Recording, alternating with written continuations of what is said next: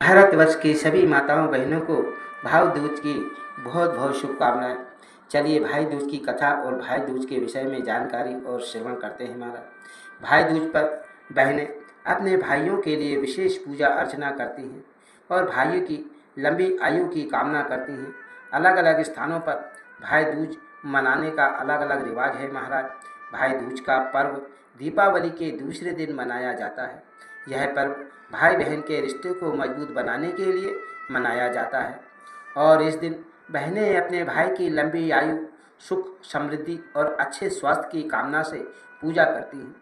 भाई दूज को यम द्वितीय भी कहा जाता है क्योंकि यह कार्तिक शुक्ल पक्ष की द्वितीय तिथि को होता है महाराज। इस त्यौहार के पीछे कई धार्मिक कथाएं और मान्यताएं प्रचलित हैं महाराज, जो इस पर्व को और भी महत्वपूर्ण बना देती हैं महाराज। इसीलिए भाई दूज का त्यौहार मनाया जाता है। भाई दूज पर बहनें अपने भाई के लिए विशेष पूजा अर्चना कर लंबी आयु की कामना करती हैं। अर्थात हर क्षेत्र में अलग अलग रिवाज है। कुछ जगहों पर बहनें दीवार पर, जमीन पर पूजा की चौकी बनाकर इस चौक पर पूजन किया जाता है। इसमें चावल के आटे से चौक बनाती हैं। फिर बहन भाई के हल्दी चूने का तिलक लगाती हैं और मुँह मीठा करती हैं। भाई भी बहन को शगुन देता है, उपहार देता है, भेंट देता है, वस्त्र देता है। इसे रक्षाबंधन के समान ही माना जाता है, लेकिन यह राखी बांधने की बजाय तिलक करने का त्यौहार है महाराज। चलिए भाई दूज की कथा को श्रवण करते हैं।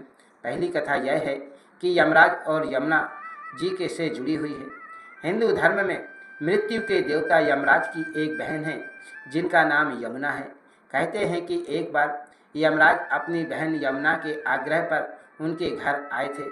तब यमुना जी ने अपने भाई का आदर सत्कार कर उन्हें तिलक लगाया और भोजन कराया। इस पर यमराज जी बहुत प्रसन्न हुए और यमुना जी को वरदान मांगने को कहा। यमुना जी ने सभी की लंबी आयु की और सुख समृद्धि का वरदान मांगा।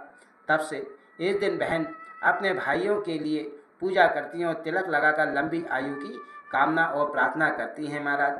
बहनें भी अपने भाई की प्रसन्नता के लिए घर में आमंत्रित कर उन्हें स्वादिष्ट भोजन कराती हैं और भाई प्रसन्न होकर उन्हें उपहार प्रदान करते हैं महाराज। इसीलिए इस दिन भाई अपनी बहन के घर जाकर स्वागत सत्कार ग्रहण करता है महाराज।